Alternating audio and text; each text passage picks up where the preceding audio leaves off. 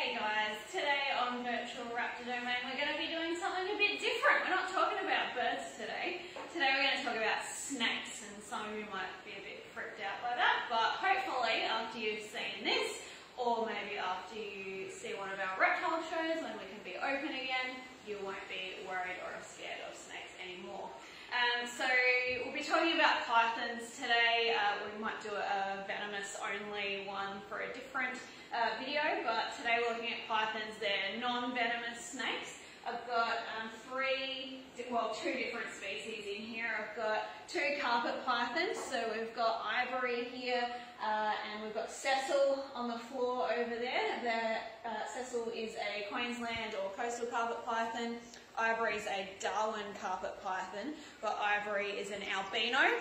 So she or he, not really sure, has a genetic defect where he has no pigment in his skin. So normally he would be closer to this kind of coloration to blend in with his environment, but because of that genetic disorder he doesn't have that, so he's this beautiful golden colour instead. And you can see this, you can see albinism in lots of different animal species, not just snakes. This one here, his name's Morphe. He's a breadlie python.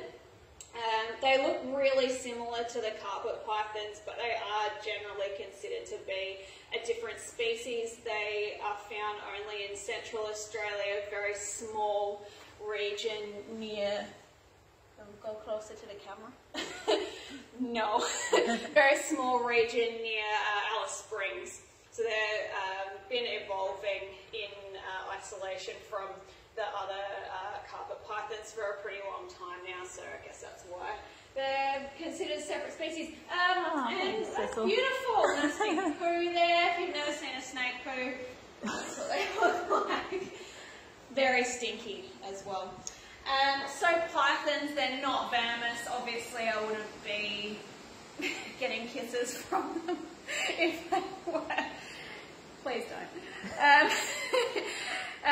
If you've ever seen anyone handling a venomous snake, well, not everyone handles them appropriately, obviously, but if you've seen one of our venom pit shows, we handle them very carefully with hooks. You're not going to have them around your neck like this. But being non-venomous, pythons need to rely on something else to kill their prey, which is constriction. So they grab a hold of their prey. They've got really long, sharp, thin teeth facing backwards, act as almost like a grappling hook to hold on to the prey. Then they wrap a couple of coils around their body, around that prey item, and they'll squeeze it until it's dead. So they're very strong. We'll get someone else up to have a closer look at the camera. What about you, Morphe? Come and have a look. Okay. Very strong, muscular animals, and a lot of you probably are already aware that snakes swallow their prey whole, and this isn't just the pythons. Our venomous snakes in Australia do it as well. So they've got an incredibly flexible skull. That bottom jaw, for example, it doesn't go straight across bone all the way like a human's jaw does. You're not being very photogenic. No. It's got a gap in the middle, and that can open out really wide. Each side of the lower jaw can move independently, and the top part of the skull is really flexible too. So that allows them to stretch their head around those large prey items and swallow them whole, and their skin's quite stretchy as well, so it can accommodate something pretty big. Like imagine swallowing a watermelon whole. That's pretty much what these guys are doing. What about you, Cecil? You're notoriously bad at posing, aren't you? So we'll see if he wants to come up and show you his beautiful face. Speaking of snake faces, you might be able to see if he stays, well, close enough. He's got heat-sensitive pits on the side of his face and also at the front underneath his nostrils. So they help him to detect warm-blooded prey items like birds and mammals. You're supposed to be over there. Yes, super helpful. Thank you, Cecil.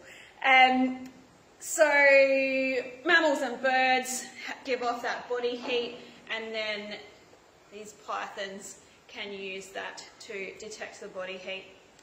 So I think we're rapidly running out of time. There's plenty of other stuff to talk about when it comes to snakes in general, so I guess we'll save some of that for the venomous snake talk that we might do another day, but I hope to see you guys back to talk about them. What are you doing, man?